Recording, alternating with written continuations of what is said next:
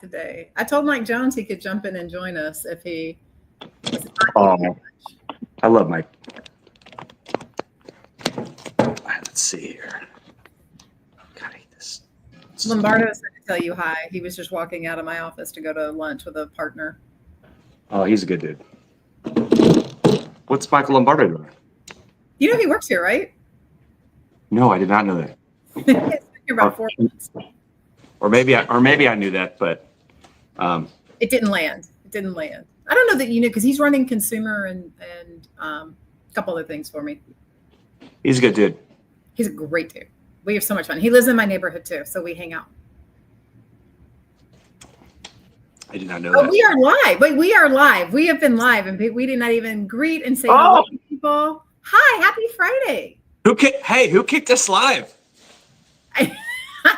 It's the magic in the background. It was time to go live, and here we are because some things just work, whether or not we want them to. Some things don't work. I was having significant computer problems this morning.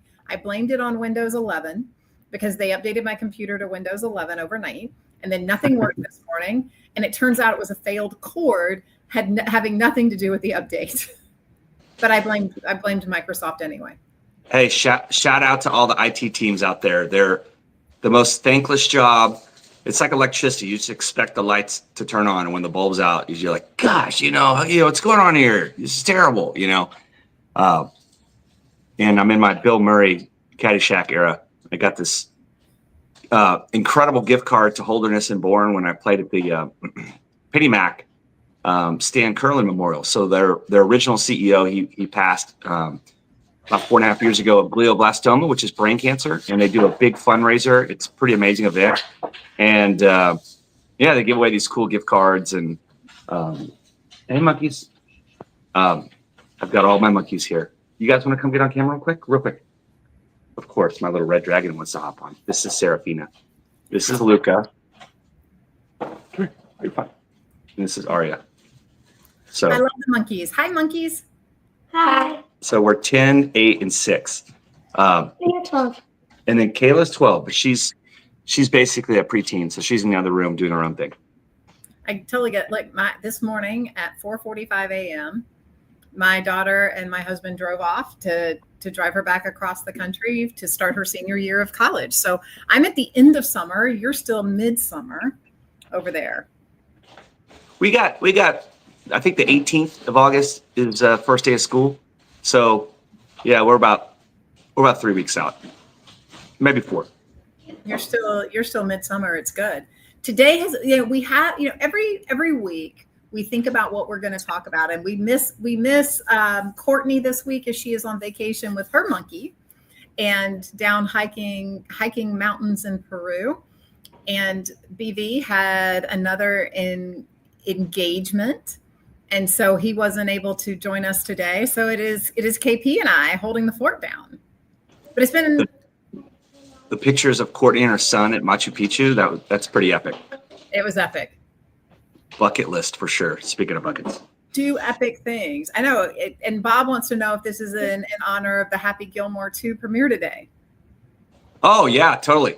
My boy JD's on there. John Daly. He's promoting his vodka. There we go. Yeah, I'm sure I'll probably never watch that movie. I gave up TV and movies a long time ago. I'm super boring. I make some exceptions every now and then, but Game of Thrones made an exception.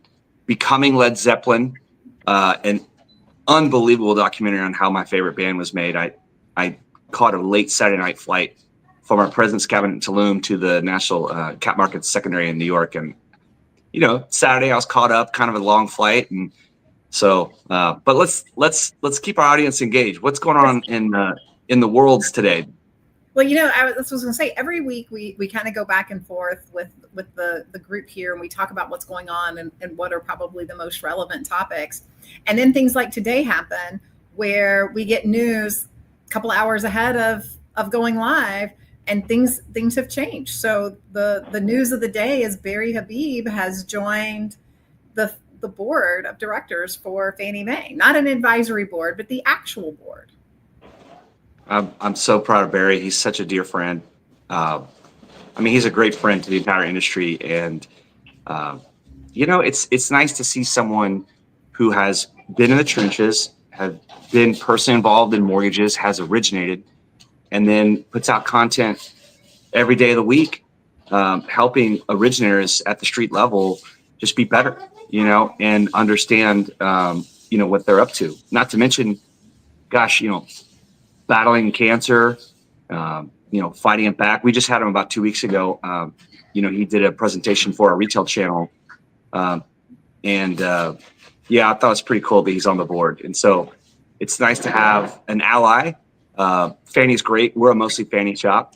So, I can't wait to talk to him about it. I saw the headline and I was like, do I text him, or he's probably getting, he's literally probably getting, I'm not kidding, like 2,000 texts today. So I'm going to wait till next week and let all the noise settle down and just give him an old attaboy, Well, it's interesting to see, and I think that as we understand how companies run, one of the interesting things about boards is it's nose in, fingers out, right? Like it's, as a board director, as somebody who serves on boards, I think about my role being asking the right questions and really helping folks set up for the future, and having somebody with that kind of specific industry knowledge.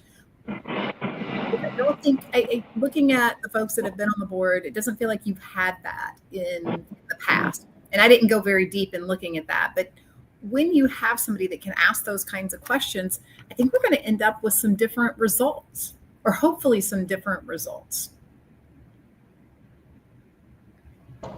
I would add to that. They're a tech company.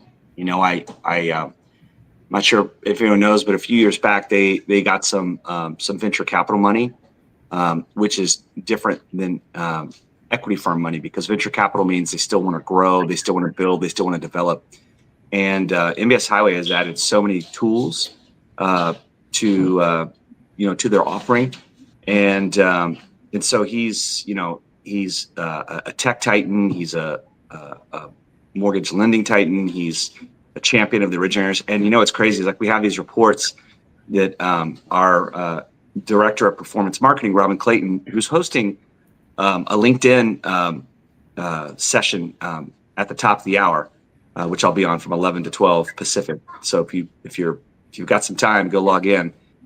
She puts out these stats that shows the engagement of our originators and all the platforms we offer and what they use. It's 100% usage amongst our originators for MBS Highway. It's the only one. It's incredible. And I was blessed enough to be a referral for, before that venture capital firm put money into MBS Highway, they called me and they said, what do you think about this? And so a lot of times in tech, you have money that circles, but they don't really know our business. They see a business is profitable, they want to know it has legs for their investment. And so kind of one of the things that they were really harping on is like, okay, if Barry's not here, how's this thing going to run? And I got to tell you, I think everyone's noticed he's not on every video. And Dan is his own man and does a great job and has his own spin and way he communicates. And the whole team there, with Jake and Diana, Megan, and now Tori, they do a great job of giving us information on a daily basis that's digestible and usable to speak to our clients. Because at the end of the day, it's like, if you're a client and you don't speak to an originator that's educated, you're reading the press and you're seeing, homes. First of all, if you watch CNBC and you watch, Diana Olick, like if you ever watch her, you would never have bought a house. Like you would never buy a house, right? Everything is negative. Even when like things are ripping and it's amazing. In the last 5 years, homeowners have gained on average $143,000 in wealth just by being a homeowner. And so to be able to look at the data and say, okay, yeah, existing home sales was a miss in the month of June. New home sales was up, but we're at pre-pandemic level for sales, which is exactly what the Fed want. And then you may say, I saw this whole thing going around like, if you told people to date the rate, you were a liar. That's not true. There's been so many refinances. We're on pace to have $400 billion of refinances this year. Some of it's equity, but it's still a refinance. And so it's so weird. People who have like a negative bias and they want to poo-poo everything. The housing market's pretty strong, especially historically. Does it feel strong? Like they just came you know? out and raised their projections for the end of the year. I love it. Right? Like if you look at the current Fannie Mae forecast that came out, a week, 2 weeks ago, came out 15th, that's like 10 days ago. So that they're not predicting a big change in rates. They're saying basically with a static, stable environment, we're going to see an increase in purchases and an increase in refis, right? The volume is going to go up. Fannie put the average 30-year fixed at the end of this year at 6.4%. And that's meaningful because that's a number I've been using. When we touch down around 6.4%, there's a flood of refinance activity. Now, when we touch that number, you'll catch a 5.99% rate on some of the rate sheets, and you may have to pay a point. But if you think about 2.5 years, starting in June of 22, purchases didn't stop, and we still had tons of purchase money, even though rates were going higher in the back half of 22 and stayed pretty elevated in 23. All those borrowers are eligible for a refinance. You've got bigger loans now with more equity. And so it used to be the rule of thumb was like, if you could save 1% on your mortgage rate, do it. But it's less than that now because the loan amounts are bigger and the monthly payment, benefit is a serious net tangible benefit for people, especially as the economy is kind of slowing and labor's kind of weakening or softening, yet both stable. It's a refinance opportunity. So one of the charts that Barry showed our team was these refinance windows that pop up. You've got to be ready. So you've got to have tools like they have, or tools that are out there, to know who's ready at what rate, and to be able to have those conversations leading up to it and go, if you get to a 6.5 or a 6.6 or 6.375 or whatever, we're going to pull the trigger and we're going to refinance you. And that is dating the rate. And sometimes those windows are a day. Sometimes those windows are 3 days. Sometimes those windows are 1 week at best. Now, if Fannie's forecast is right and 6.4 is the rate at the end of the year, which we've got 5 more months to really prove that out, and that's a stable 6.4, you have a little more time to work. So I think refinances are going to continue to catch a bid, and a lot of dates are going to get dumped. Well, we know that affordability is a key issue. And right now we're touching on borrower affordability with what those interest rates are and what their monthly payment is. And so to your point, the 1% change that has historically been what we've talked about as a minimum may not be true, because people are struggling with having to repay their student loans if they had those and they had the abatement or forbearance period. And you're seeing higher interest rates, you're seeing people have to have issues and concerns with what their credit card interest has gone to and what those payments have gone to. And, so there's a lot of factors at play that tell us that people are going to be doing this because they're focused on affordability. As lenders, not only are we focused on the borrower affordability, but we're focused on the affordability of actually originating the loans. How do we make that more accessible to folks as they move through? And one of the topics that has been given a lot of press lately is the cost of credit reports, particularly around the cost of FICO and adding the Vantage score. So as you think about the whole scheme of things, KP, how do you feel like that's going to impact the overall cost to get a mortgage or the cost to produce a loan? Well, you brought up a good point with credit cards, which is directly impacted by Fed rate cuts. So, a quarter cut could easily be done right now with the 2-year Treasury yield under 4% and the Fed funds rate between 4.25 and 4.50. So in essence, 4.375. So you bring that down to 4 1/8. The 2-year Treasury is saying there's clear room for a 25 basis point cut. And the Fed has said they would be cutting again already had not for tariff uncertainty. And so we got to see the data. Now they're looking forward to future, inflation that, may or may not be impactful. And instead of being data dependent and looking in the past like they always have been, which is why, look, lower rates are the driver of home affordability. And that's why, Trump, when he walked around his white hard hat in the Fed building when they're building a basement in the swamp, literally building a basement, lower floors in the swamp of DC. The irony there is unbelievable. He pulls out his piece of paper and he's like, cut the rates. That was the meme that I posted on one of Greg Scher's posts, and he reposted it to his own post. I thought it was pretty funny. I haven't seen but yeah. Did you see the clip of them two walking in the building? I did. Yeah.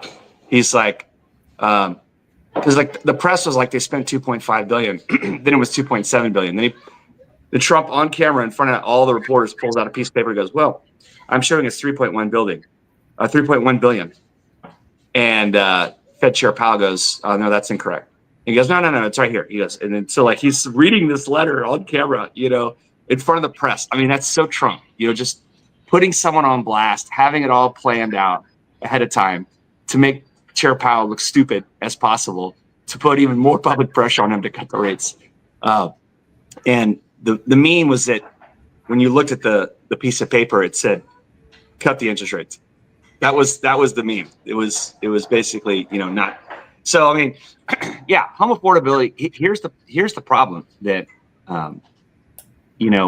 with rates coming down, boomers with wealth, they're going to benefit as well. And so will they continue to crowd out first-time home buyers? And because they've got a ton of money, they can afford the down payments, they can be a cash offer. Cash offers ticked up from 28 to 29%, which is sometimes a sign of a bottom in pricing when you see more cash buyers come in, although it's not like a huge percentage, just 0.1%. But it's kind of a sign of a bottom. And my fear is that, when rates continue their downward trend as they have been, although, not in a straight line down, that the wealth comes in and takes advantage of cheaper money and crowds out the first-time home buyers who really need it. So it's a tough market. It's why I always say the middle class, gets drowned out. A lot like some of the Western European civilizations, like Germany and Switzerland, where the homeownership rates for the middle class is, significantly low. There's just not enough product over there, and you've got really established multi-generational wealth. It's kind of happening here. It's slowly happening here. But, the good news for people is they can move out of town and still can mostly work anywhere and find a cheaper house, get in that starter home. And that's how originators and realtors have to kind of pivot and work together and try and help someone get into a house. I'm 3 miles from the beach. I'm not buying on the beach. Can't do it. I'm locked in here. So I'm stuck, and we're not middle class. So I would say, you're going to continue to see some crowding out as time goes on. And that's just a battle we all have to kind of fight through. I think that as we think about how the markets are shifting and changing, you've always hear as an originator, and even as an originator myself, for most of my career, each market is unique. And, in Austin, we're seeing some downward trends in terms of home values, median home prices, days on market are ticking up. And, home builders. Austin's tough. Austin's really one of the most toughest. It's one of the toughest markets out there right now. You're in the thick of one of I think it's the top market for depressed pricing. So, kudos to you and your team for navigating through all that. Well, and I would say kudos to the team, because I look at the production of each of our originators and the volume that they produce. They're well above average in the marketplace, and not because they're throwing everything on the port at a reduced rate, right? They're using secondary market products like everybody else. But I think that the market and what you have to do as an originator right now to respond is very market specific, in a way that it really hasn't been over my entire career. There were a lot of generalities, and there were a few markets that stuck out, and there's still going to be a few markets that stick out here, but you're having to think about what's going on in your particular market. And how you respond and react to that is really going to matter. Housing affordability is one, right? Look at your individual market and see what the area median income is. And then how affordable is that for the average home? And that looks different in different markets. Housing inventory looks very different in different markets today. And New start construction also looks different. Home builders are starting to cut prices, offer bigger incentives. They have, some tools at their disposal. And the question I have is, are we going to start to see less product on the market? Are we going to start to see fewer housing starts? And how is that going to impact what we have from an affordability standpoint?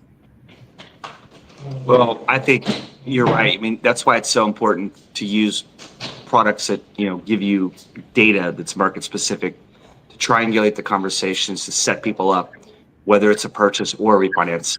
And I've been saying this every year around this time of the year leading up to November, 22, 23, 24, now 25. This is your fourth last best good chance to buy a house before home prices run. I mean, literally, I was saying in 22, like, this is your last good chance to buy a house. And then I said it again in 23. And, it is seasonally slow. And if now's the time where it makes sense and you can pull the trigger, your lease is coming due, it's a great time to buy. I mean, this is a great time to fetch a good price and date the rate. And I completely agree with you that now is a good time to buy, it provided you're in the market to be a homeowner, right? All those other things aside, if you're saying if your only consideration is trying to time the market, you can't time the market. I bought a house at the height, but right before the financial crisis was when we ended up buying and closing. And then ultimately, the benefit that I got from living there, the ability to refinance at a later period of time to a lower interest rate, and then living there for not a year, we were able to make money on that house, even buying at the height of the market. And so timing the market is less important. Yeah, somebody's going to get in and get that IPO. They're going to get the lowest price on the market, and then they're going to hit it just at the time to get the biggest expansion. Great. That's going to happen for some folks. But generally speaking, for housing, buying at any point and holding and living there and getting the benefit from a tax standpoint, from just an ownership and wealth in the community is going to be better. I would really go buy. Well, the best time to plant a tree was 30 years ago. And real estate is, especially for first-time home buyers, is a 7 to 10 year proposition, and getting longer because some people anchored in really low rates during COVID in 20 and 21, and they're just sticking in their houses for a long time. So,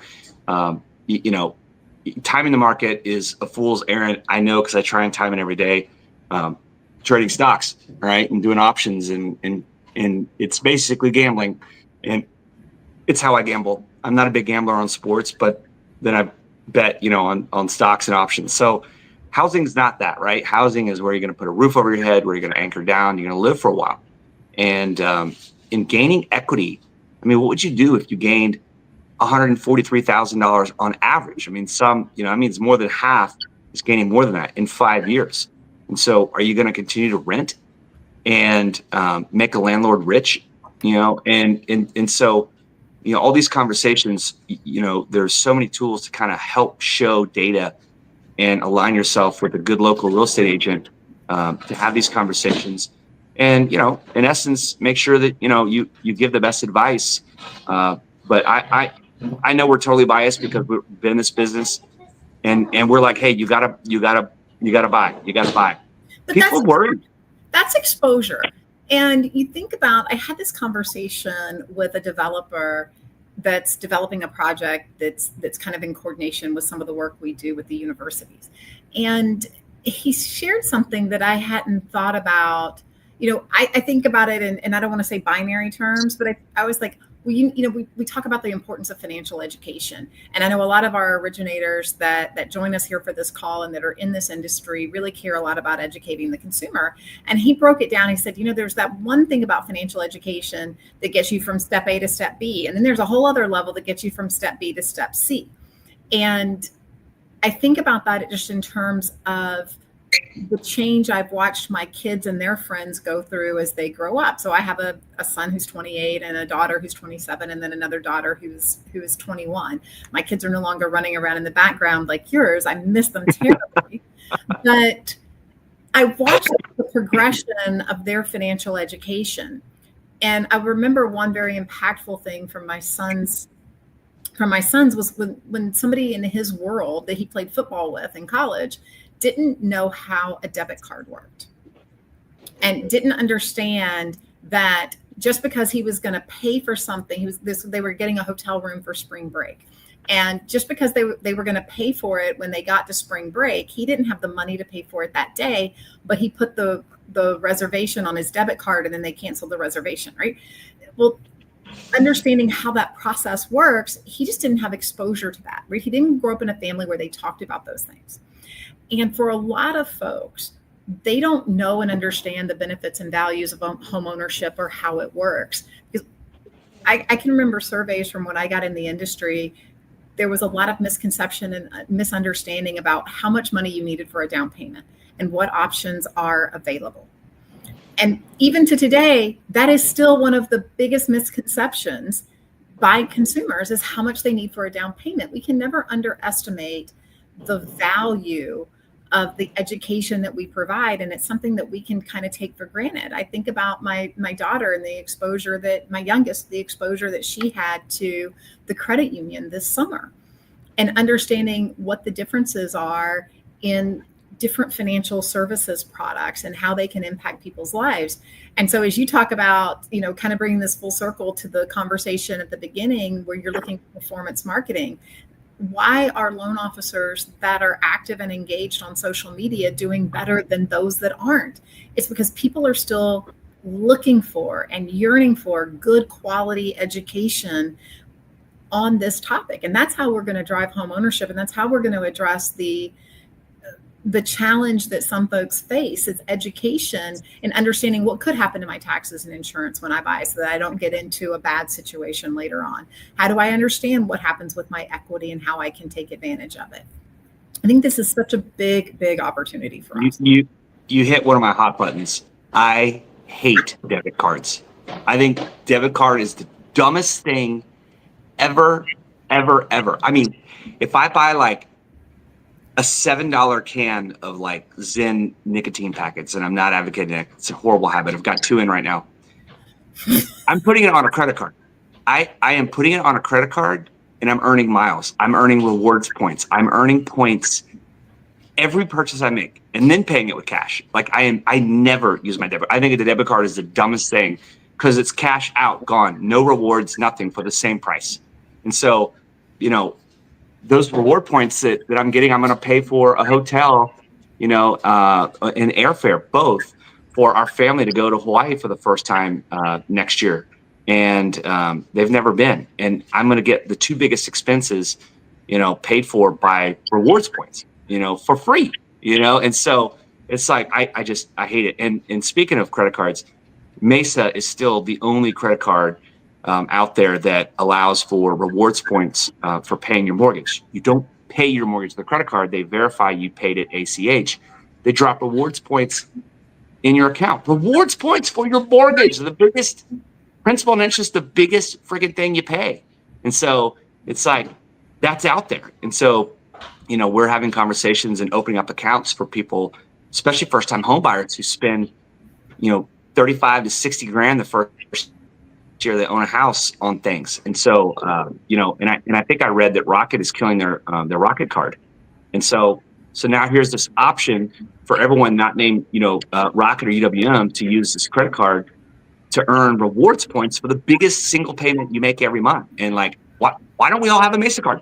Like, it's just education, having conversations and talking about it on podcasts like this and getting the word out that there are these great financial tools to help us, gain wealth incrementally, gain rewards. And so I hear you on the down payment thing. Everyone still thinks it's 20%. And we all know that's the biggest myth in the business. Yes, it's not true. Well, the best originators that I see educate folks not only around mortgage, but just around all things financial and what it means. They help them understand how credit cards work and, what the differences are in different types of credit cards and when is it an advantage to use them and how should you use them and how does it impact credit score? Like, there's so many things that get touched on, and it all lends to affordability, right? Affordability is not solely the house that you buy. It's everything that touches that and impacts it. And the best originators do that. They talk about it on social.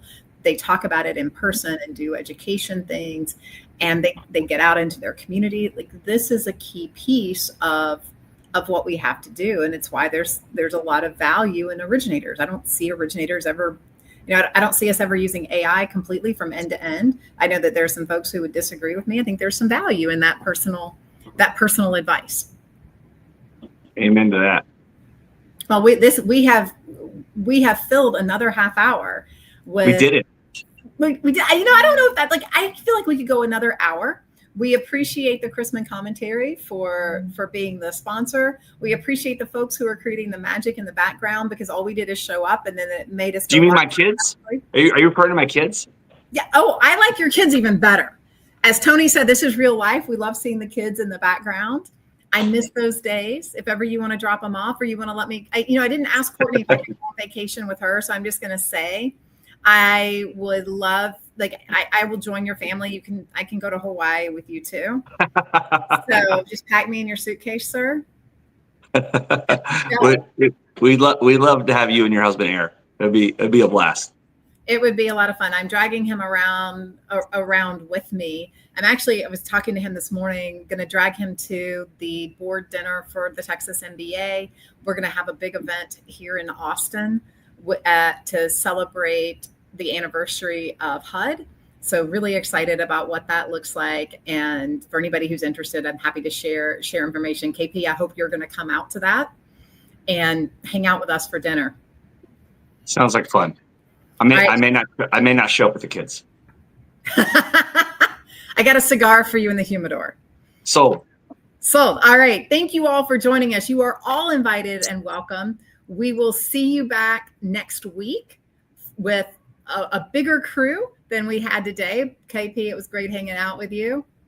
Hook 'em horns. See you guys next week. Bye. Bye-bye.